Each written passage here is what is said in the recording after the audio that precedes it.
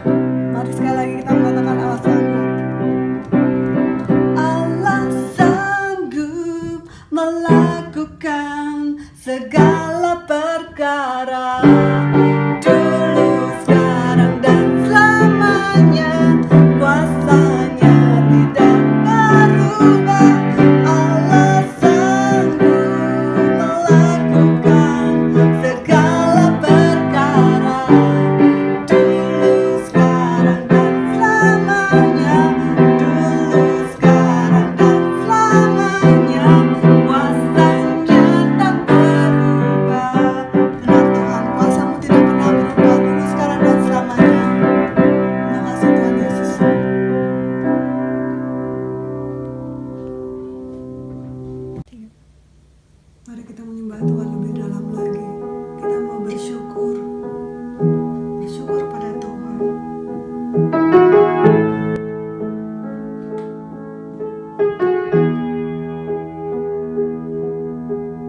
Mau bersyukur Tuhan. Banyak yang Kau perbuat di dalam hidupku.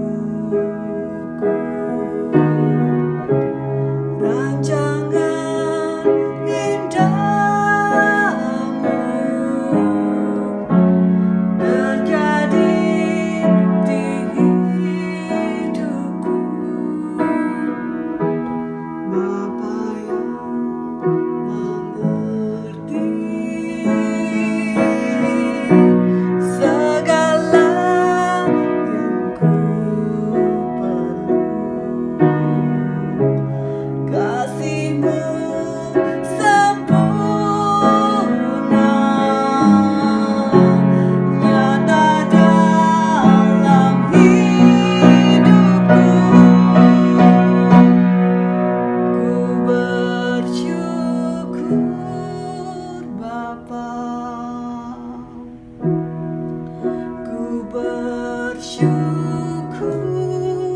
Tuhan buat kasih setiamu di dalam hidupku. Ku bersyukur, ku bersyukur,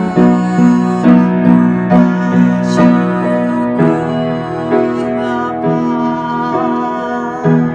Ku bersyukur.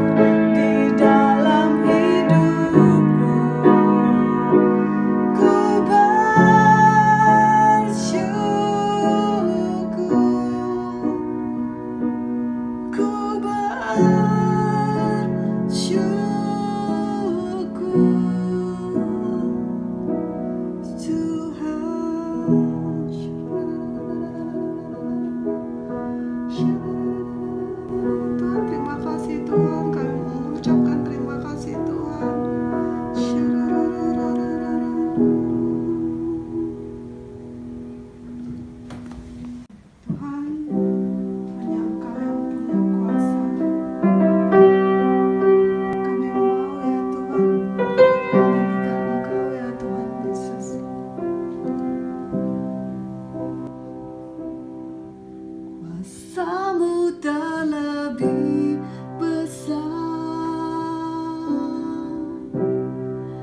Tuhanku tak lebih besar. Tak pernah terlambat janjimu ya Tuhan, menolong hidupku.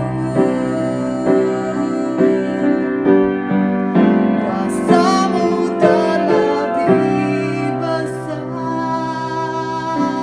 Benar Tuhan, Tuhanku tak lebih besar. Tak pernah terlambat janjimu ya Tuhan, pulihkan hidupku.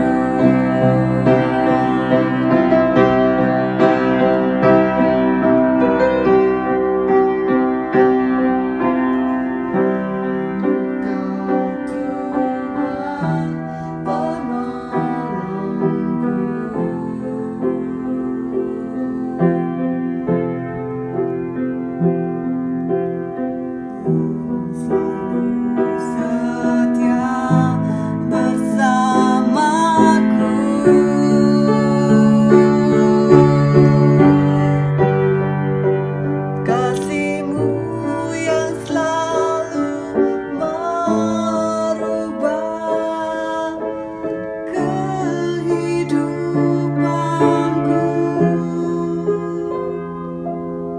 Sungguh ku berserah, sungguh ku percaya. Kuasamu tak lebih besar. Tuhanku tak lebih besar. Tak pernah terlambat janjimu ya Tuhan, menolong hidupku. Kuasamu tak lebih besar. Tuhanku tak lebih besar. Tak pernah terlambat janjimu ya Tuhan, pulihkan hidupku. Benar Tuhan, Kau tak pernah terlambat menolong kami Tuhan. Kami mau sekali lagi ya Tuhan mengatakan kuasamu terlebih besar. Kuasamu terlebih besar. Tuhanku terlebih besar. Tak pernah terlambat janjimu ya Tuhan, menolong hidupku. Kuasamu terlebih besar. Tuhanku terlebih besar. Tak pernah terlambat janjimu ya Tuhan, pulihkan hidupku. Benar Tuhan, tak pernah terlambat Engkau menolong kami Tuhan. Engkaulah sumber harapan kami Tuhan Yesus. Kepadamu ya Tuhan kami bergantung Tuhan. Tuhan, kalau kami mau mendengarkan firman-Mu ya Tuhan, biar kuduskan kami, layakkan kami Tuhan Yesus, agar kami layak Tuhan, agar kami pantas ya Tuhan, agar bukakan hati kami Tuhan, agar kami bisa ya Tuhan mendengarkan dengan sepenuh hati kami Tuhan. Terima kasih Tuhan Yesus, menjadi dalam Tuhan Yesus kami berdoa bersyukur. Amin. Shalom saudara terkasih, mari sebentar kita akan mendengarkan firman Tuhan. Terlebih dahulu saya mengajak Bapak Ibu untuk sama-sama berdoa sebelum kita mendengarkan firman Tuhan. Terima kasih Tuhan, kami ucap syukur untuk setiap kesempatan yang Tuhan beri. Dan pada saat itu Tuhan, kami percaya Roh Kudus-Mu tetap sama menjamah kami semua yang mendengarkan firman-Mu pada saat itu Tuhan. Kami percaya Tuhan, kami boleh mengalami kemenangan, kami boleh mengalami restorasi, kami boleh mendapatkan jawaban melalui firman-Mu Tuhan, dan urapi hamba-Mu yang akan memberikan firman-Mu, biar firman-Mu boleh menjadi berkat buat kami semua. Di dalam nama Yesus kami berdoa, amin. Mari kita akan membaca bersama-sama di dalam Yohanes 21 ayat 1 sampai 3. Yohanes 21 ayat 1 sampai 3. Ayat pertama berkata, kemudian Yesus menampakkan diri lagi kepada murid-muridnya di pantai Danau Tiberias. Dan ia menampakkan diri sebagai berikut. Di pantai itu berkumpul Simon Petrus, Thomas yang disebut Didimus, Nathanael dari Kana yang di Galilea, anak-anak Zebedius, dan dua orang muridnya yang lain. Kata Simon Petrus kepada mereka, aku pergi menangkap ikan. Kata mereka kepadanya, kami pergi juga dengan engkau.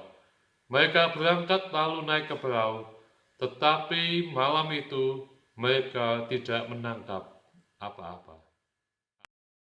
Nah, saya ingin memulai firman Tuhan ini dengan sebuah cerita kehidupan dari seorang yang bernama Vincent van Gogh. Nah, mungkin beberapa dari Anda tahu siapa Vincent van Gogh. Ya, karyanya cukup dikenal.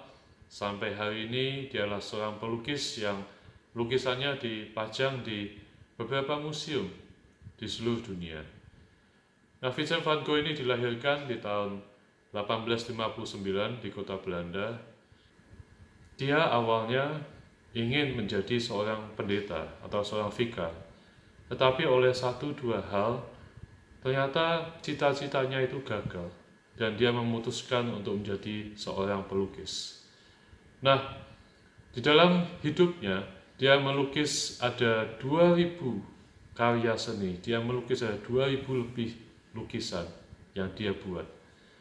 Tetapi rupa-rupanya kehidupan tidak semulus dengan apa yang kita bayangkan. Dia mengalami banyak masalah dan tantangan. Dari 2000 lebih lukisan yang dia buat, hanya satu saja yang terjual sepanjang hidupnya. Dan itu hanya dibeli oleh temannya sendiri. Sungguh Vincent van Gogh merasa bahwa dia tidak dihargai, karya seninya juga dia merasa tidak diapresiasi oleh orang. Orang memandang sebelah mata. Bahkan untuk hidup dia mendapatkan bantuan dari adiknya, karena dia tidak cukup untuk membiayai hidupnya sendiri. Sehingga dia mengalami depresi yang berat, sampai akhirnya dia masuk di rumah sakit jiwa. Nah, Bapak Ibu yang terkasih, Vincent van Gogh sayangnya dia mengakhiri hidupnya pada umur yang ke-37. Dia merasa tantangan hidup begitu berat. Dia akhirnya mencoba untuk bunuh diri. Dan benar dia menembakkan sebuah pistol di dadanya. Dor! Dan peluru itu menembus dadanya. Akhirnya dia meninggal. Pada tahun 1890 dia menghembuskan nafas terakhir. Nah, Vincent van Gogh ini merasa bahwa hidupnya gagal. Dia merasa depresi, hidupnya nggak ada artinya. Sampai-sampai di akhir dari kehidupannya sebelum dia meninggal, dia mengucapkan kata terakhir bahwa kesedihan bakal bertahan selamanya. Bayangkan dari seorang yang bernama Vincent van Gogh, dia nggak bakal mengerti ternyata setelah dia meninggal, karyanya mulai diapresiasi orang mulai mengenal hasil karyanya yang unik. Orang mulai melihat bahwa ada sesuatu yang berbeda dari karya yang dibuat oleh Vincent van Gogh. Orang mulai membeli lukisannya, tetapi sayangnya dia sudah mati. Beberapa lukisan yang terkenal diantaranya adalah Sunflowers, The Starry Nights, Sorrow, maupun Potato Eaters. Dan ada satu lukisan, beberapa tahun yang lalu, orang membeli lukisan itu di tempat lelang dengan harga 2,2 triliun rupiah. Sungguh sesuatu angka yang fantastis, harga yang mahal. Dibeli yaitu lukisan The Portrait of Dr. Gachet. Dr. Gachet ini adalah seorang dokter yang pernah merawat dia di rumah sakit jiwa dan dia melukis lukisan Dr. Gachet ini. Lukisan ini terjual dengan harga yang sangat mahal. Sayangnya Vincent van Gogh, dia tidak tahu dari akhir cerita hidupnya. Dia terburu-buru untuk mengakhiri hidupnya karena depresi. Padahal orang mulai mengagumi dia, orang mulai mengapresiasi dia.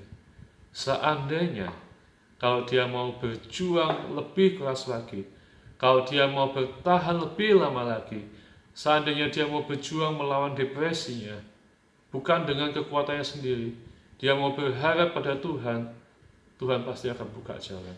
Tuhan pasti akan merubah hidupnya. Dan itu terbukti setelah dia meninggal, orang baru mulai mengapresiasi hidupnya. Saat ini mungkin Anda sedang mengalami depresi dalam hidupmu. Mungkin ada banyak keputusan-keputusan yang salah yang pernah Anda buat dalam masa lalumu. Mungkin Anda sedang gagal dalam hidupmu, dan ada banyak intimidasi yang ada dalam pikiranmu yang mengatakan bahwa Anda orang yang tidak berhasil, Anda orang yang gagal, Anda orang yang gak layak, karena mungkin ada banyak dosa dalam hidupmu. Mungkin saat ini Anda hidup dipenuhi dengan segala depresi dan perasaan bersalah dalam hidupmu. Saya percaya rancangan Tuhan buat hidupmu bukan rancangan kecelakaan. Rancangan Tuhan ada hari depan penuh dengan pengharapan. Rancangan yang indah adalah hidupmu. Dia tidak ingin Anda berakhir menjadi orang yang gagal, orang yang menyesal, orang yang tidak pernah bisa memaafkan dirimu sendiri akan segala keputusan yang Anda pernah buat. Dia ingin melawat Anda hari ini. Dia ingin memulihkan hidupmu. Dia ingin merestorasi hidupmu sehingga Anda boleh menjadi orang yang merdeka. Anda boleh menjadi orang yang menang di dalam nama Yesus. Dan biarlah firman Tuhan pada saat ini boleh memberkati hidup Anda. Nah, mari kita belajar dari seseorang yang bernama Petrus. Kehidupannya juga nggak jauh berbeda. Petrus adalah orang yang pernah gagal hidupnya, tetapi bagaimana Tuhan merestorasi hidupnya dari seorang yang dipenuhi dengan depresi, sehingga Tuhan bisa memakai dia dengan luar biasa. Biarlah itu boleh terjadi dalam hidup saya dan saudara pada saat ini. Nah, siapakah Petrus? Petrus adalah salah satu murid Yesus yang Tuhan panggil pertama kali. Dia adalah salah satu murid yang dekat dengan Yesus. Petrus adalah orang yang cepat mengambil keputusan, tetapi rupa-rupanya dia terkadang menyesali keputusan itu. Petrus adalah orang yang Tuhan bertanya kepada semua orang. Tuhan berkata, siapakah aku ini? Orang menyangka dia adalah Yohanes Pembaptis, orang menyangka dia adalah Nabi, orang menyangka dia adalah Elia. Tetapi Petrus satu-satunya yang berkata bahwa Yesus, Engkau adalah anak Allah yang hidup. Dia mengakui Yesus adalah Tuhan. Dia mengakui dia adalah anak Allah yang hidup. Dan ketika Tuhan Yesus, dia berkata bahwa dia satu kali nanti akan mati dan dia akan bangkit kembali dari kubur. Petrus cepat-cepat menarik Yesus dan berkata, kiranya hal itu dijauhkan daripadamu. Yesus, hal itu tak akan sekali-kali menimpa engkau. Dan ketika itu, Yesus, dia tahu di saat-saat yang terakhir, sebelum dia akan ditangkap, diadili, disiksa, dan disalibkan, dia mengajak beberapa muridnya untuk berdoa bersama-sama di Taman Getsemani. Di situ Tuhan Yesus mengajak Petrus. Tetapi ketika Tuhan Yesus berdoa, dia melihat Petrus sedang tertidur. Tuhan berkata kepada murid-muridnya, Tuhan berkata kepada Petrus, Petrus, tidak bisakah kamu berdoa 1 jam saja bersama dengan aku? Tidakkah bisa kamu berdoa dan berjaga-jaga? Tetapi sayangnya Petrus tetap tidur. Dia terbangun ketika Yesus mulai ditangkap. Dia melihat ada Yudas di situ. Dia cepat-cepat menghunuskan pedangnya. Dia memotong telinga salah satu orang yang menangkap Yesus. Tetapi Yesus berkata, sarungkanlah pedangmu. Yesus kemudian ditangkap. Dia dibawa ke pengadilan. Petrus mengikuti Yesus dari jauh. Dia melihat bagaimana Tuhan Yesus diadili dengan tidak adil. Bagaimana orang menolak dia. Bagaimana orang mencemooh dia. Bagaimana orang mengadili dia. Dia melihat semuanya itu. Dan tiba-tiba ada orang yang mendekati dia. Orang itu berkata, aku tahu bahwa engkau bersama-sama dengan Yesus, orang Galilea itu. Benar kan, Petrus? Bukankah kamu bersama-sama dengan Yesus? Petrus berkata, aku tidak tahu apa yang engkau maksud. Dan ketika itu dia pergi ke pintu gerbang. Tetapi ada orang lain yang datang kepada Petrus. Dia berkata begini, orang ini bersama-sama dengan Yesus, orang Nazaret itu. Sekali lagi Petrus berkata, aku bersumpah, aku tidak kenal orang itu. Dan setelah itu, ada satu orang lagi yang datang, yang berkata, aku tahu, pasti engkau juga salah satu dari mereka. Karena logat bahasamu sama seperti Yesus. Petrus cepat-cepat berkata, aku tidak kenal dia. Dan seketika itu, setelah dia menyangkal 3 kali, ayam mulai berkokok. Petrus mulai teringat apa yang dikatakan Tuhan Yesus, bahwa 1 kali nanti kamu akan menyangkal aku 3 kali. Petrus ingat itu. Dia menangis, dia hancur, dia sedih. Dia merasa Yesus yang sudah mengasihi hidupnya, Yesus yang sudah berjalan bersama dengan dia selama 3 tahun, Yesus yang telah baik buat hidupnya. Kenapa di saat-saat Yesus sedang diadili, dicemooh, orang semua menolak dia, dia juga menyangkal Yesus 3 kali. Dia hancur hidupnya. Aku seorang murid yang gagal. Aku bukan pengikut Yesus. Bahkan aku pernah berani bersumpah aku tidak kenal dia. Aku bukan orang yang baik. Petrus pergi dengan hati yang hancur. Bahkan waktu Yesus disalib dan dikuburkan, dia tidak ada di situ. Hidupnya benar-benar hancur. Dan di situ di dalam Yohanes 21 ayat yang pertama. Yohanes 21 ayat yang pertama. Kemudian Yesus menampakkan diri lagi kepada murid-muridnya di pantai Danau Tiberias, dan ia menampakkan diri sebagai berikut. Kalimat ini dimulai dengan kata kemudian Yesus, yang berarti ada kejadian yang terjadi sebelumnya, yaitu bahwa Yesus baru saja disalibkan, dia mati, dikuburkan, tetapi pada hari yang ketiga Tuhan Yesus bangkit kembali. Dan di situ Yesus menampakkan diri pertama kali kepada para wanita, dan diantaranya adalah Maria Magdalena. Yesus berkata kepada Maria Magdalena, sampaikan kabar baik ini kepada murid-muridnya. Tetapi apa yang terjadi dalam hidup Petrus? Dia mungkin sukacita mendengarkan kabar baik itu, tetapi jauh di dalam hidupnya masih ada banyak luka, masih ada banyak pertanyaan dalam Petrus. Apa respon Yesus ketika bertemu dengan dia? Karena dia sudah menyangkal Yesus, dia sudah berkata aku tidak kenal dia, bahkan bersumpah. Hidupnya dipenuhi dengan depresi, perasaan tertolak, perasaan tidak bisa memaafkan diri, bahwa dia adalah murid yang gagal. Dan di situ, di tepi pantai, Petrus sedang merenungkan nasibnya. Dan sampai di satu saat, Petrus memutuskan, dia berkata kepada teman-temannya, aku akan pergi menangkap ikan. Dan murid-murid yang lain juga berkata, oke, aku akan pergi juga bersama dengan kau, Petrus. Bukankah ini yang terjadi juga dalam hidup kita? Ketika kita sedang depresi, orang kadang pikirannya kalut, pikirannya kemana-mana, mulai membayangkan apa yang telah terjadi sebelumnya, masa lalunya, semua pelanggarannya, semua intimidasi yang ada di pikirannya yang menuduh dia bahwa dia adalah orang yang gagal, orang yang gak berguna, orang yang gak berhasil, orang yang penuh dengan dosa. Itu adalah pikiran yang ada di dalam orang yang sedang depresi. Dan biasanya orang yang sedang depresi, perasaannya dipenuhi dengan emosi, emosinya nggak terkontrol, meluap-luap. Terkadang mereka menangis sendiri, dan bahkan mereka nggak tahu bagaimana mengungkapkan perasaan.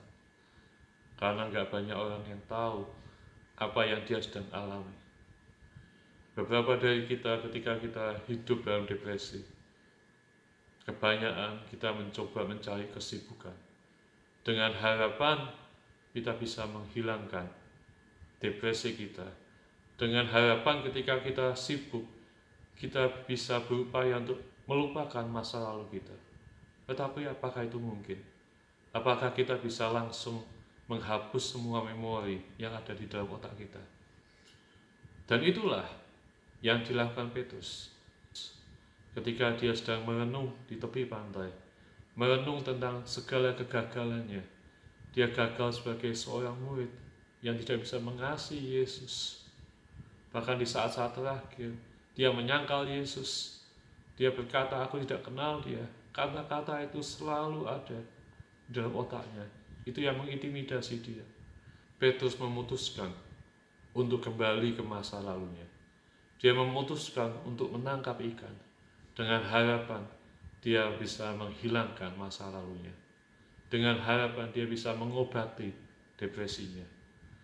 Dan di situ, di tengah malam, Petrus bersama-sama dengan murid-murid yang lain, dia berangkat mencari ikan. Tetapi Alkitab mencatat, semalaman dia tidak mendapatkan apa-apa. Petrus mencoba kembali ke masa lalu, tetapi dia pun gagal malam itu juga. Bapak Ibu yang terkasih, bukankah Tuhan itu adalah Allah yang baik? Allah yang mengasihi hidup saya dan saudara. Ketika dia tahu anaknya sedang mencoba untuk kembali ke masa lalunya, dia datang dan ingin merestorasi hidup Petrus. Bayangkan kalau Anda seorang ayah atau ibu yang melihat anakmu sedang menyeberang jalan sendirian, di tengah-tengah jalan yang sedang sibuk lalu lalang mobil. Apakah Anda akan membiarkan anakmu menyeberang jalan sendirian? Padahal anakmu masih kecil. Pasti Anda akan lari dan menarik anak itu. Anda tidak akan membiarkan anak itu menyeberang jalan sendirian. Benar bukan? Saat ini ketika Anda mendengarkan firman Tuhan, mungkin hari-hari ini Anda sedang mengalami depresi yang berat. Setiap malam mungkin Anda merenung akan nasib hidupmu. Anda menangis, ada tetesan air mata. Orang lain mungkin gak ada yang tahu, orang lain gak ada yang peduli akan hidupmu. Orang lain mungkin melupakan Anda. Tetapi Tuhan Allah yang baik, Dia mau melawat hidup saya dan saudara pada saat ini. Dia ingin merestorasi sama seperti apa yang dialami oleh Petrus. Dia tidak ingin Anda untuk selalu hidup dalam masa lalumu, untuk hidup dalam kegagalan dalam hidupmu. Dia ingin Anda menjadi orang yang menang menghadapi hari esok. Di situ di tepi pantai, Tuhan Yesus berkata, tebarkanlah jalanmu di sebelah kanan kapal, maka kamu akan memperolehnya. Ketika Petrus mendengar suara itu, dia menebarkan jalannya. Dan di situ mereka dikatakan mendapat banyak ikan. Tetapi ada sesuatu yang diingatkan kembali dalam hidup Petrus. Bukankah ini Yesus yang dulu juga pernah berkata seperti itu? Dia diingatkan, bukankah ini Yesus yang dulu juga pernah melakukan hal yang sama? di pantai yang sama, di Danau Galilea ini. Yesus yang pertama kali 3 tahun yang lalu, ketika dia juga pernah menangkap ikan semalaman bersama dengan Andreas dan tidak mendapatkan apa-apa, Tuhan Yesus masuk ke dalam perahunya dan dia mulai berkata, tebarkanlah jalamu. Di situ Petrus mengalami mujizat Tuhan. Dia mengalami mujizat Tuhan di mana dia mendapatkan ikan yang banyak sampai jalannya koyak. Dan Petrus pada saat itu dia lari mendekati Yesus. Dia tersungkur di bawah kaki Yesus. Dia berkata, Yesus, aku bukan orang yang baik. Aku orang yang berdosa. Tapi Yesus berkata, mari ikutlah aku. Mari berjalan bersama aku. Menjadi penjala manusia. Menjadi muridku. Tuhan Yesus memberi kesempatan yang baru buat hidup Petrus. Ketika Tuhan Yesus menampakkan diri lagi di tepi pantai itu, dia berkata, tebarkanlah jalanmu di sebelah kanan. Petrus mulai teringat. Oh, itu Yesus. Itu Yesus yang telah bangkit. Seakan-akan di sini Tuhan mengulang kembali mujizat itu. Ya seakan-akan mau berkata kepada Petrus, Petrus, ingat apa yang telah terjadi dahulu. Aku melakukan hal yang sama. Aku ingin membuka kesempatan yang baru, seperti apa yang dulu aku pernah berikan kepada engkau. Membuka kesempatan untuk menjadi pengikutku, menjadi muridku. Hari ini juga aku memberi kesempatan yang baru untuk memulai lembaran yang baru bersama dengan aku. Mungkin hari ini pun hal yang sama mungkin sedang terjadi dengan engkau. Hal yang sama, Tuhan ingin memberi kesempatan yang baru bersama dengan Anda pada saat ini. Dia memberikan kesempatan. Mungkin Anda sedang undur, mungkin Anda sedang kecewa dengan Tuhan. Anda mungkin bahkan kembali ke masa lalumu karena Anda kecewa sama Tuhan. Mungkin hari-hari ini Anda sedang mengalami depresi yang berat. Tetapi Tuhan Yesus pada saat ini, dia membuka kesempatan yang baru buat hidupmu. Dia ingin memberikan kesempatan yang baru, kemerdekaan yang baru, lembaran yang baru dalam hidup saya dan saudara. Petrus ketika dia tahu itu Yesus, dia cepat-cepat berenang dan dia mendapati Yesus di tepi pantai. Yohanes 21 ayat 9. Ketika mereka tiba di darat, mereka melihat api arang dan di atasnya ikan dan roti. Kata Yesus kepada mereka, bawalah beberapa ikan yang baru kamu tangkap itu. Ketika Petrus sampai di tepi pantai, dia melihat Yesus yang telah bangkit. Di situ ada api arang dan ada ikan dan roti. Di situ Yesus mengajak murid-muridnya, mari kita makan bersama-sama. Mari mempunyai fellowship, persekutuan yang indah dengan aku. Tapi saya yakin Petrus tidak akan bisa makan dengan enak di situ. Karena api arangnya ada di depannya akan mengingatkan dia kepada kejadian yang sebelumnya. Karena terakhir dia melihat api arang itu adalah sebelum dia menyangkal Yesus 3 kali. Di api arang itu beberapa orang bertanya dengan dia, bukankah engkau mengikut Yesus? Bukankah engkau kenal dia? Bukankah engkau salah satu dari dia? Bukankah logat bahasamu seperti dia? Pasti engkau pengikut Yesus. Pasti engkau murid Yesus. Tetapi di depan api arang itu, dia menyangkal 3 kali. Dan 3 kali dia berkata bahwa aku tidak kenal dia. Bahkan dia bersumpah, aku tidak kenal siapa itu Yesus. Dan dia meninggalkan tempat itu dengan hati yang hancur. Ayam mulai berkokok dan dia teringat apa yang dikatakan Yesus. Anda bisa bayangkan, setiap kali setelah kejadian itu, waktu pagi ayam mulai berkokok, setiap Petrus bangun pagi, setiap dia mendengarkan ayam berkokok itu, suara itu mengintimidasi Petrus. Bukankah engkau orang yang pernah gagal? Lihat, apa yang engkau pernah lakukan. Beberapa waktu yang lalu, engkau telah menyangkal Yesus 3 kali. Lihat, apa salahnya Yesus buat hidupmu? Kenapa engkau berkata dan bersumpah bahwa engkau tidak kenal dia? Bukankah engkau mengenal dia selama 3 tahun berjalan bersama dengan dia? Dan di situ, di depan api arang itu, ketika Petrus sedang berfellowship, makan bersama dengan Tuhan Yesus di tepi pantai itu, Tuhan seakan-akan berkata, aku tahu apa yang mengintimidasi hidupmu. Aku tahu mungkin suara ayam itu mengintimidasi hidupmu. Di depan api arang ini, engkau telah melakukan banyak hal yang membuat engkau merasa hidupmu gagal. Aku tahu masih ada luka di dalam hidupmu, dan aku mau merestorasi hidupmu saat ini. Mungkin saat ini Anda sedang mendengarkan firman Tuhan. Hal yang sama, Tuhan mau merestorasi hidupmu. Beberapa dari Anda tidak bisa memaafkan hidupmu. Anda menjalani hidupmu sebagai orang yang kalah, karena ada banyak keputusan yang salah Anda pernah lakukan.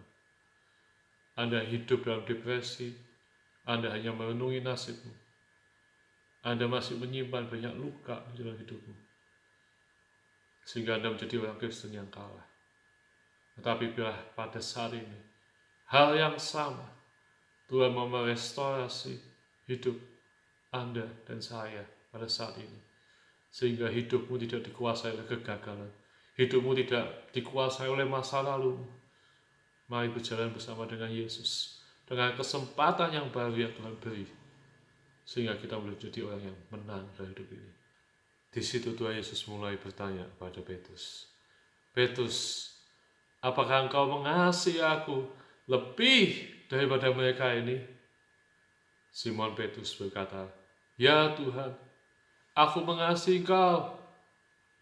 Tuhan Yesus berkata, gembalakanlah domba-dombaku. Apa maksud Tuhan berkata, Petrus, apakah engkau mengasihi aku lebih daripada mereka ini? Apa maksud kata lebih daripada mereka ini? Kata ini mengacu kepada apa yang Petrus pernah katakan.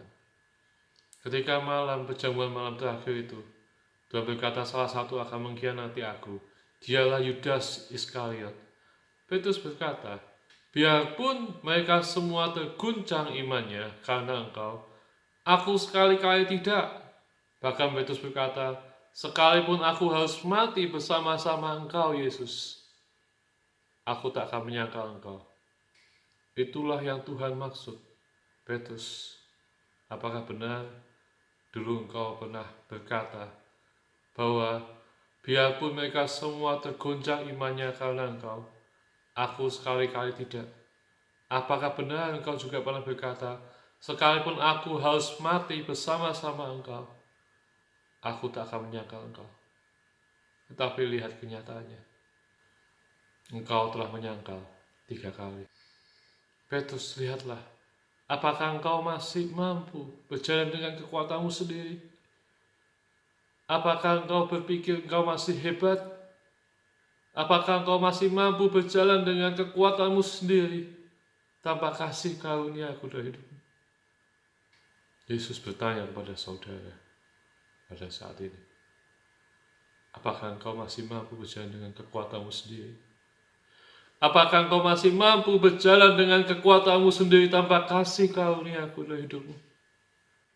Mungkin hari-hari ini Anda sedang mencoba melupakan masa lalumu. Anda mencoba untuk mengobati depresimu, segala kegagalanmu. Anda mengandalkan dengan kekuatanmu sendiri, tetapi Anda tidak pernah mampu. Biarlah pada saat ini, mintalah kasih karunia Tuhan. Biarlah pada saat ini, izinkan Tuhan menjamah hatimu. Izinkan Tuhan memberi kesempatan yang baru buat hidup saya dan saudara. Izinkan Tuhan melawat hidupmu pada saat ini. Kalau tidak ada satupun dari kita yang sanggup berjalan dengan kekuatan kita sendiri. Kita butuh kasih karunia Tuhan, sehingga kita mampu untuk hidup menjadi orang yang menang dalam hidup kita. Menang atas segala kegagalan kita. menang atas segala masa lalu kita. Yang percaya katakan amin. Di situ Tuhan Yesus mengulang pertanyaan sekali lagi kepada Petrus. Simon Petrus, apakah engkau mengasihi aku? Petrus menjawab, ya benar Tuhan, aku mengasihi engkau. Gembalakanlah domba-dombaku, kata Yesus. Ketiga kali Tuhan Yesus berkata, Simon Petrus, apakah engkau mengasihi aku? Petrus berkata, ya benar Tuhan, aku mengasihi engkau. Dia mulai hancur hatinya. Dia berkata, Tuhan, engkau tahu segala sesuatu yang ada dalam hidupku. Engkau tahu kalau aku mengasihi engkau. Yesus berkata, gembalakanlah domba-dombaku. Ketika Yesus berkata kepada Petrus 3 kali, apakah engkau mengasihi aku? Di situ Tuhan Yesus memakai bahasa pertanyaan dengan kata mengasihi, dengan kata yang spesifik. Tuhan Yesus berkata, Petrus, Simon Petrus, apakah engkau mengasihi aku dengan kasih yang agape? Kasih yang agape adalah kasih yang tanpa syarat. Kasih yang mau berkorban. Itulah kasihnya Yesus. Simon Petrus berkata, ya benar Tuhan, tetapi aku baru bisa mengasihi engkau dengan kasih filio, kasih persaudaraan, kasih sebatas sebagai teman. Tuhan berkata, gembalakanlah domba-dombaku. Dan Tuhan Yesus mengulang lagi pertanyaan itu. Simon Petrus, apakah engkau mengasihi aku? Dengan kasih yang agape. Kasih yang tanpa syarat, kasih yang mau berkorban. Sudahkah engkau memiliki kasih itu? Simon Petrus sekali lagi berkata, ya benar Tuhan, aku mengasihi engkau. Tetapi kasihku masih sebatas kasih filio, kasih persaudaraan. Yesus berkata, gembalakanlah domba-dombaku. Dan yang ketiga, Tuhan tahu hati Simon Petrus. Dia masih belum bisa mengasihi seperti Tuhan Yesus mengasihi dia. Tuhan yang baik, Tuhan yang menyayangi hidup Petrus itu. Dia menurunkan standarnya. Dia bertanya kepada Petrus, Simon Petrus, apakah engkau mengasihi aku dengan kasih filio, kasih persaudaraan? Di situ Petrus mulai hancur hatinya. Dia mulai menangis. Dia berkata pada Yesus, ya benar Tuhan, aku mengasihi engkau dengan kasih filio, kasih persaudaraan. Yesus berkata, gembalakanlah domba-dombaku. Di situ Tuhan seakan-akan sedang mengoperasi hati Petrus yang hancur. Hati Petrus yang dipenuhi dengan segala depresi, segala kegagalan, segala masa lalu. Tuhan sedang memulihkan hati Petrus. Di situ Petrus, dia berkata, Tuhan benar, aku baru mengasihi engkau dengan kasih filio. Engkau tahu segala yang ada dalam hidupku. Engkau tahu segala sesuatu. Engkau tahu hidupku, Tuhan. Aku belum bisa mengasihi engkau seperti engkau mengasihi aku. Kasih-Mu itu luar biasa, kasih-Mu itu agape Tuhan. Seperti engkau mengasihi aku. Bahkan engkau rela mati di kayu salib buat hidupku Tuhan. Buat pelanggaranku Tuhan. Buat masa laluku Tuhan. Oh Tuhan, Kau Allah yang baik. Dan Tuhan Yesus berkata, mungkin kau belum bisa mengasihi aku dengan kasih agape. Tetapi belajarlah mengasihi aku. Meskipun kasih-Mu baru kasih filio, kasih persaudaraan. Tetapi ketika engkau menerima kesempatan yang baru, lembaran yang baru, aku berdoa agar satu hari nanti engkau boleh mempunyai kasih agape, kasih yang tanpa syarat, kasih yang mau berkorban. seperti apa yang Engkau pernah lakukan buat hidupmu. Nah, saudara yang terkasih, izinkan Tuhan mengoperasi, memulihkan hidupmu saat ini. Mungkin ada banyak luka dalam hidupmu, ada banyak kekecewaan, ada banyak masa lalu yang mengintimidasi hidupmu, yang buat engkau undur dari Tuhan, yang buat engkau kecewa sama Tuhan mungkin, yang buat engkau tidak bisa memaafkan hidupmu. Izinkan kasih Tuhan mengalir saat ini, menjamah Anda. Izinkan Roh Kudus memulihkan hidupmu saat ini. Dan biarlah Anda belajar seperti Petrus. Anda boleh memiliki kasih agape yang dari Tuhan. Kasih yang mau mengampuni, kasih yang memulihkan hidupmu, kasih yang mau berkorban, sehingga hidupmu tidak dikuasai lagi oleh hidupmu tidak dikuasai lagi oleh masa lalu, oleh kegagalanmu. Anda tidak hidup dalam depresi, tetapi Anda boleh menerima kesempatan untuk berjalan dengan lembaran yang baru dengan Yesus. Puji nama Tuhan. Mari kita berdoa bersama-sama. Terima kasih Tuhan, hamba-Mu sudah selesai memberitakan firman-Mu Tuhan. Daripada saat ini Tuhan, hamba-Mu ingin berdoa kepada setiap kami yang mendengarkan firman-Mu Tuhan.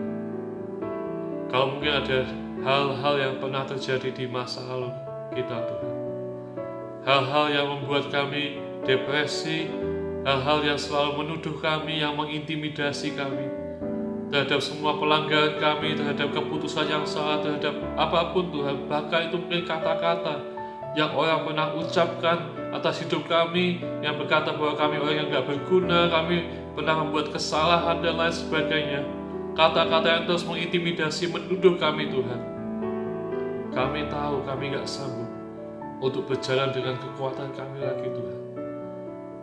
Kami butuh kasih karunia-Mu Tuhan dalam hidup kami, sehingga kami bisa melepaskan pengampunan kepada hidup kami, kepada setiap orang yang pernah melukai hidup kami Tuhan. Dan saat ini Tuhan, biarlah kami boleh belajar kasih-Mu, kasih yang agape Tuhan. Dan saat ini Tuhan, biarlah kami mau berjalan kembali bersama dengan Kau. Kami mau memulai lembaran baru kami Tuhan. Hidup kami tidak ditentukan oleh apa yang orang katakan. Kami percaya hidup kami ditentukan oleh apa kata Yesus dalam hidup kami. Apa rancangan-Mu yang terbaik dalam hidup kami Tuhan. Kami imani Tuhan. Kami hari ini mau melangkah maju menuju pada rancangan yang indah dalam hidup kami. Terima kasih Tuhan. Biar Tuhan firman ini boleh menjadi rema dalam hidup kami dan mengingatkan kami selalu, sehingga kami boleh menjadi orang yang benar dalam hidup kami. Terima kasih Yesus. Amin.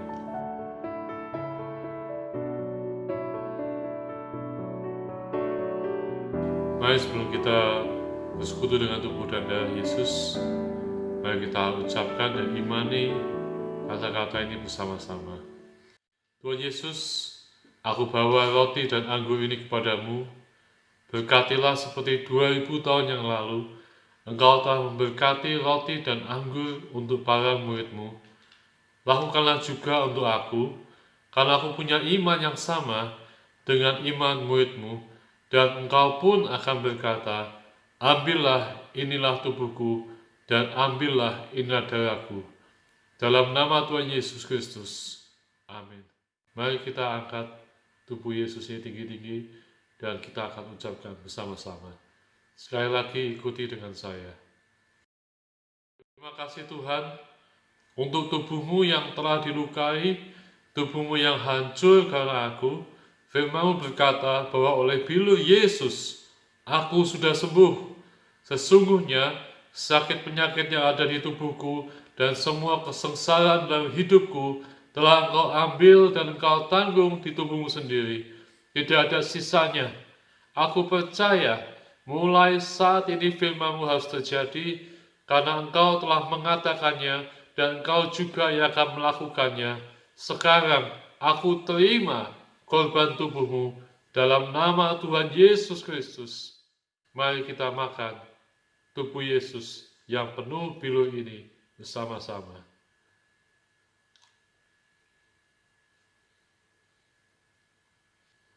ini adalah darah Yesus yang tercurah buat kita. Mari sebelum kita minum darah Yesus ini, kita sekali lagi ucapkan bersama-sama dan kita imani, kita terima kuasa darah Yesus itu dalam hidup kita. Mari kita ucapkan bersama-sama. Terima kasih untuk darah-Mu yang tercurah dari sekujur tubuh-Mu untuk aku. Firman-Mu berkata, Engkau menebus aku dari dosa, kesalahan, pelanggaran, dan pemberontakanku. Dengan darah-Mu, darah Yesus Kristus, Engkau menebus aku dari cara hidupku yang sia-sia, yang aku warisi dari nenek moyangku. Dengan darah-Mu, darah Yesus Kristus, Engkau telah menebus aku dari segala kutuk, kutuk atas tanah, kutuk karena penyembahan berhala, kutuk turunan dari nenek moyangku, kutuk kemiskinan, kutuk kemalasan, kutuk pengangguran, kutuk kebodohan, kutuk mengembara, kutuk dihina orang, kutuk ditipu orang, kutuk perceraian, kutuk perzinahan, kutuk percekcokan, kutuk dililit hutang, kutuk dikuasai penyakit, kutuk dikuasai masalah, kutuk dikuasai kegagalan. Semua kutuk dalam hidupku sudah ditebus oleh darah Yesus Kristus. Dalam nama Tuhan Yesus Kristus, mari kita minum darah Yesus ini. Amin.